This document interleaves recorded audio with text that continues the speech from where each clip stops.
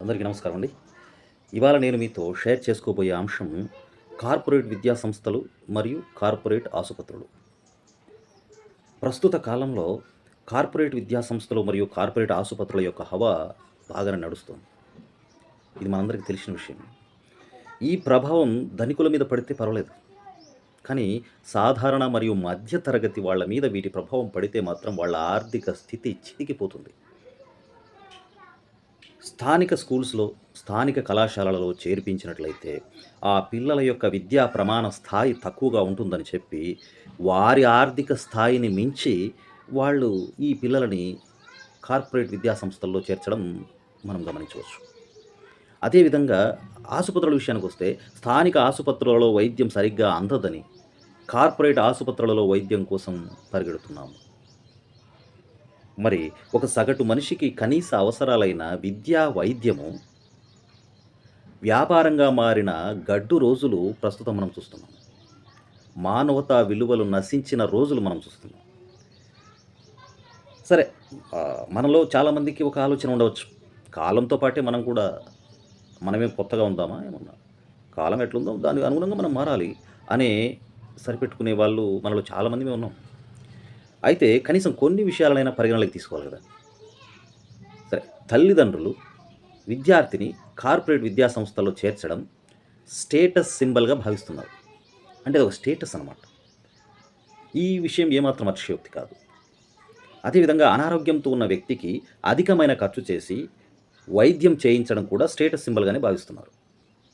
నేను ఇంత ఖర్చు చేశాను, ఇంత ఖర్చు పెట్టాను, ఇంత ఆపరేషన్‌కి ఇంతయింది, టెస్ట్‌లకి ఇంతయింది అని చెప్పేసి చెప్పుకోవడం స్టేటస్ సింబల్‌గా భావిస్తున్న రోజులివి. కార్పొరేట్ విద్యా సంస్థలో చదువుతున్న విద్యార్థులకు బంధాలు, అనుబంధాలు అనే అంశాల పట్ల ఏ విధంగా అయితే అవగాహన కోల్పోతారో, అదేవిధంగా కార్పొరేట్ ఆసుపత్రులలో మందులు తినడం ద్వారా వారి యొక్క వ్యాధి నిరోధక శక్తి కూడా క్రమక్రమంగా అంతరించిపోతుంది. అంటే విద్యార్థులలో బంధాలు, అనుబంధాల పట్ల అవగాహన పోతుంది. పేషెంట్లలో వ్యాధి నిరోధక శక్తి క్రమక్రమంగా తగ్గిపోతుంది. దాంట్లో విద్యలో అయితే అట్లా, వైద్యంలో అయితే ఇట్లా అన్నట్టు. తర్వాత అసలు ఒక కార్పొరేట్ విద్యా సంస్థలో చేర్పించుకునే విధానం ఎలా ఉంటుంది అసలు తెలుసా? You know that, you must know this. మన ఇళ్ళ దగ్గరికి ఒక పీఆర్ఓ వస్తాడండి.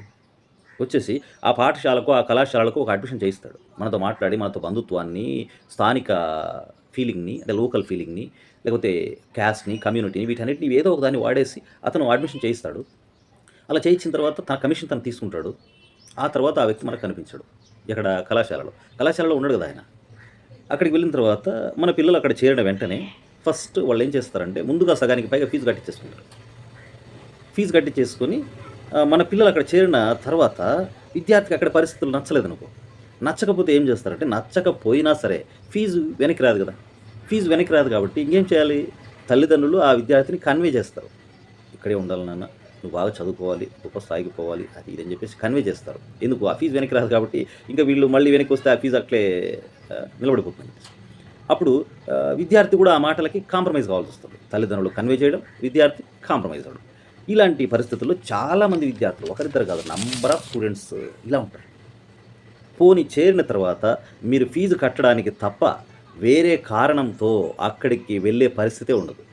కేవలం మీరు ఫీజు కట్టడానికి మాత్రమే అక్కడికి వెళ్ళాల్సిన పరిస్థితి. ఒకవేళ వేరే కారణంతో వెళ్ళామనుకో, మనోడికి ఏదైనా సబ్జెక్ట్‌లో వీక్‌గా ఉన్నాడయ్యా, వీక్‌గా ఉంటే ఆ విషయాన్ని సంబంధిత మేనేజ్‌మెంట్‌తోనో, ప్రిన్సిపల్‌తోనో ఎవరితోనో మాట్లాడాలి. అలా మాట్లాడినట్లయితే వాళ్ళతో మాట్లాడడం కుదరదు. సరే, అసలు మన పిల్లలకి ఏ అధ్యాపకుడు, ఏ ఉపాధ్యాయుడు బోధిస్తున్నాడనే సంగతి ఆ తల్లిదండ్రులకు తెలియదు. ఇది కన్ఫర్మ్. ఒక పాఠశాలలో చదువుతున్న విద్యార్థికి బోధించే అధ్యాపకులు, ఉపాధ్యాయులు ఎవరనే విషయం తల్లిదండ్రులకే తెలియదంటే చూడండి. ఈ కార్పొరేట్ ఆసుపత్రుల సంగతి మర్చిపోయామండి. ఆ విషయానికొస్తే ఆసుపత్రిలో చేరగానే అక్కడ ట్రీట్మెంట్ కోసం ముందుగా కొన్ని వేల రూపాయలు, లేదంటే ఇంకా పెద్దదైతే కొన్ని లక్షల రూపాయలు డిపాజిట్ చేయించేసుకుంటారు. తర్వాత పేషెంట్ యొక్క ఆరోగ్యం గురించి వాకబు చేద్దాం అనుకుంటాం మనం. ఏమని? మా పేషెంట్ ఎట్లున్నాడు లోపల అని చెప్పేసి అడగాలనుకుంటే అదంతా ఏం వాకప్ చేయడం కుదరదు. డాక్టర్ కనిపిస్తే కదా నీకు, ఎప్పుడో వస్తాడు రౌండ్స్‌కి. ఆ మధ్యలో నర్సులు వచ్చి ఇంజెక్షన్లు వేస్తుంటారు. టాబ్లెట్స్ మింగమని చెప్తా ఉంటారు. డాక్టర్లు మనతో మాట్లాడరు. కేవలం ప్రిస్క్రిప్షన్ మాత్రమే రాయిస్తుంటారు వాళ్ళు. ఒకవేళ వచ్చినప్పుడు కూడా వాళ్ళు ప్రిస్క్రిప్షన్స్ రాయిస్తారు. టెస్ట్‌లకు, టాబ్లెట్‌లకి, ఇంజెక్షన్‌లకి ఇట్లాంటి వాటికి. ఒకవేళ మనం మాట్లాడినా సరే, ఈ కార్పొరేట్ స్కూల్‌లో చదువుతున్న విద్యార్థి గురించి ఆ మేనేజ్‌మెంట్‌తోనో, ఆ ప్రిన్సిపాల్‌తోనో మాట్లాడదాం అనుకుందాం. అనుకుంటే కార్పొరేట్ విద్యా సంస్థలైతే ఎక్స్‌ట్రా బుక్స్ తీసుకోమని లిస్ట్ రాయిస్తారు. ఈ బుక్స్ తీసుకోండి అని చెప్పేసి. కార్పొరేట్ ఆసుపత్రుల్లో అయితే ఎక్స్‌ట్రా మెడిసిన్స్ రాయిస్తారు. మన సమస్య చెప్పే కొద్దీ బుక్స్ రాయిస్తా ఉంటారు. మనం సమస్య చెప్పే కొద్దీ డాక్టర్లు ప్రిస్క్రిప్షన్స్ రాయిస్తూనే ఉంటారు. మా అబ్బాయి పరిస్థితి ఏమిటి అని అడిగితే, ఆ ప్రిన్సిపల్ అయితే ఏం చెప్తాడు, "ఈ లిస్ట్‌లో ఉన్న బుక్స్ అన్నీ కొనుక్కోండి. ఆ బుక్స్‌లో అంతా ఉంటుంది. మీరేం చెప్పాల్సిన అవసరం లేదు. ఆ బుక్స్‌లో అంతా ఉంటుంది. ఆ బుక్స్‌లో ఉన్న విషయాన్ని నేర్చుకుంటే విద్యార్థి సెట్ అయిపోతాడు అంతే." డాక్టర్‌ని అడిగితే పేషెంట్ గురించి ఒకవేళ కార్పొరేట్ ఆసుపత్రులు. అతనేం చెప్తాడు, "ఈ మెడిసిన్స్ వాడితే అంతా తగ్గిపోతుందమ్మా" అని చెప్పేస్తాడు. అంతేగాని ఆ విద్యార్థి యొక్క సృజనాత్మక సామర్థ్యం ఎంతుంది? ఆ విద్యార్థి యొక్క ఊహాజనిత నైపుణ్యం ఎంతుంది? ఆ విద్యార్థికి తన చుట్టూ ఉన్న వనరులను వినియోగించుకునే సామర్థ్యం ఎంతుంది? అనే విషయాన్ని ఆ తల్లిదండ్రులకు చెప్పరు. ఆ విద్యార్థికి అస్సలు చెప్పరు. అదేవిధంగా ఆ పేషెంట్ యొక్క ప్రస్తుత స్థితిని గురించి గాని, ఆ పేషెంట్ ఏ విధమైన పరిస్థితిలో ఉన్నాడనే విషయాన్ని బంధువులకు గాని, ఎవరికి వాళ్ళ రిలేటివ్స్‌కి ఎదరు వాళ్ళ సంబంధిత వ్యక్తులకు కూడా డాక్టర్లు చెప్పరు. మరి విద్యార్థులలో ధైర్యాన్ని నింపి, చదవగలిగే సామర్థ్యాన్ని పెంచడం అధ్యాపకులు, ఉపాధ్యాయులు చెయ్యరు. పేషెంట్‌లో ధైర్యాన్ని నింపి తొందరగా కోలుకునే విధంగా వైద్యులు కూడా చెయ్యరు. సరే, నువ్వు ఇలా చేయడం వల్ల ఈ సమస్య వచ్చింది. నువ్వు ఇలాంటి ఫుడ్ హ్యాబిట్స్ మెయింటైన్ చేస్తే నీ ఆరోగ్యం బాగుపడుతుంది. ఈ విధమైన శారీరక వ్యాయామాలు చేస్తే నీకు శరీరం కుదుట పడుతుంది. ఆ తర్వాత నువ్వు ఆరోగ్యంగా ఉండొచ్చు అని చెప్పే డాక్టర్లు లేరు. అలా చేస్తే అతను ఆరోగ్యంగా ఉంటే మళ్ళీ ఆసుపత్రికి రాడు గదా! అదేవిధంగా విద్యార్థి యొక్క కెపాసిటీని మొత్తం చెప్పేసాడు. ఈ అబ్బాయి చదవలేడు, ఇతనికి గ్రహణ శక్తి తక్కువగా ఉంది, ఇతనికి నేర్చుకునే శక్తి తక్కువగా ఉంది, లేకపోతే ఈ విద్యార్థి ఏ విషయాన్ని పెద్దగా అర్థం చేసుకోలేడని చెప్పేస్తే అతను వెళ్ళిపోతాడు కదా అక్కడి నుంచి. కాబట్టి అది చెప్పరు. వాళ్ళది చెప్పరు, వీళ్ళది చెప్పరు. ఇదే ప్రస్తుతం కార్పొరేట్ విద్యా సంస్థలలోనూ, కార్పొరేట్ ఆసుపత్రులలోనూ జరుగుతున్న తతంగం.